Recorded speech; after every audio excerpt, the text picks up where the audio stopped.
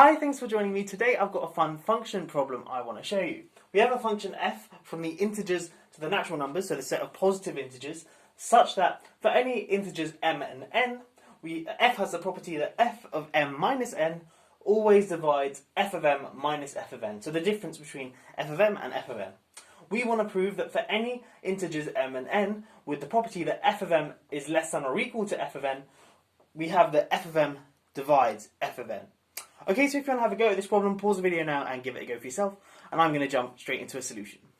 Okay, so the first thing I guess I want to point out is that if f of m equals f of n, so kind of the equality case of this inequality, well then if f of m equals f of n, then certainly f of m divides f of n, because obviously two numbers which are the same and that they're non-zero, and we know that non-zero because they're strictly positive integers, two numbers which are the same and non-zero divides itself. 3 divides 3, 6 divides 6, and so on.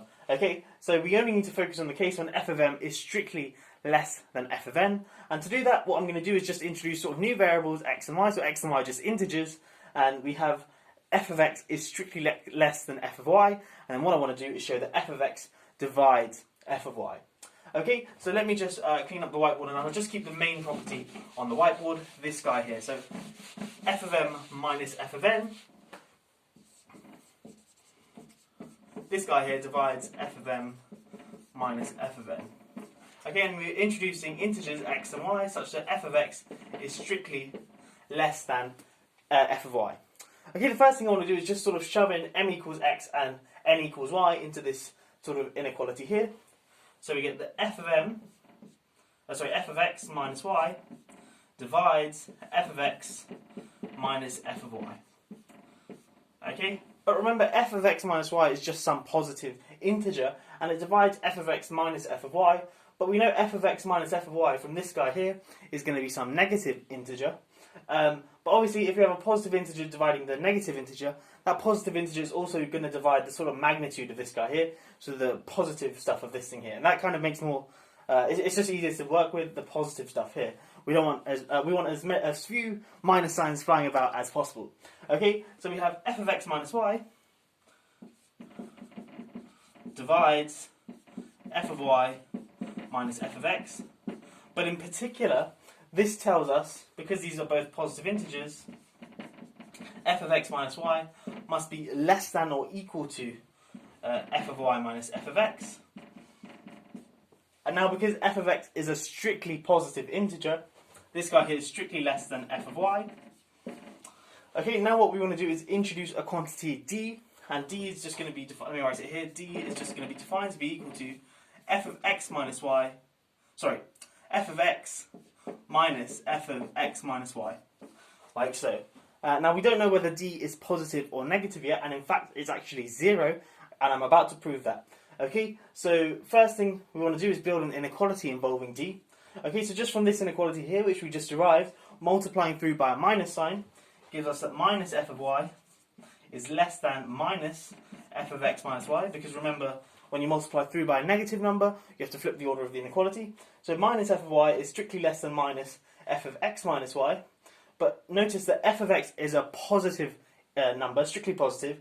So if I add on f of x to this guy here, it's going to be strictly bigger than this guy here. But obviously adding f of x to minus f of x minus y is precisely d. So this thing here is strictly less than d. Okay, and d, of course, is strictly less than f of x. Okay, and the reason we know that is because f of x minus y is positive, so this guy here is strictly less than, this guy here is strictly less than d, so that means that d must be strictly less than f of x. Okay, so d is strictly less than f of x, and from sort of assumption, f of x is strictly less than f of y. Okay, so we just sort of derived this long-looking inequality, but the main thing to take from this is that d is sandwiched in between minus f of y and f of y, so that tells us that d is strictly less than the absolute value of f of y. And now what I want to do is show that d must equal 0, okay, and to show that, what I want to do is show that f of y divides d. And then that will deduce, from that we can deduce that d equals 0, because if d is strictly less than the magnitude of f of y, and f of y is some positive integer that divides something less than it, the only way that's possible is if this d here is 0. Because if this was like, say, a positive integer, say it was 3, and we had the f of y divides 3, well, because f of y is positive, that means f of y must be a factor of 3, so less than or equal to 3, but then that contradicts the fact that d is strictly less than the absolute value of f of y. Okay, so we need to show that f of y divides d, and to do that we're just going to go back to our inequality and plug in m equals x. So let's just rub all this off. So we're going to plug in m equals x and n equals x minus y. So m equals x and n equals x minus y. So this left-hand side is f of x minus x minus y, so that's just f of y, and that divides f of x minus f of x minus y, and that is precisely d. So f of y divides d, and from this, the argument I just said, this implies that d equals 0. So that means that f of x equals f of x minus y. Okay, so let me just write that up here. F of x equals f of x minus y, like so. Now what we want to do is show that f of x is less than or equal, f of x divides f of y, and we're just going to go back to our inequality at the start. So we have f of x, which we've just shown is equal to f of x minus y, and then just using m equals x and n equals y, this divides f of x minus f of y.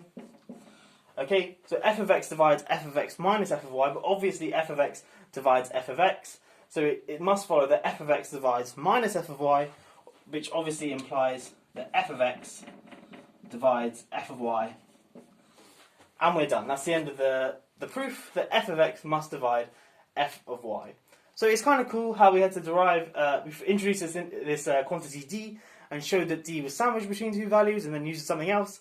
Our sort of initial property showed that d was 0, and then from that we could show that f of x divides f of y.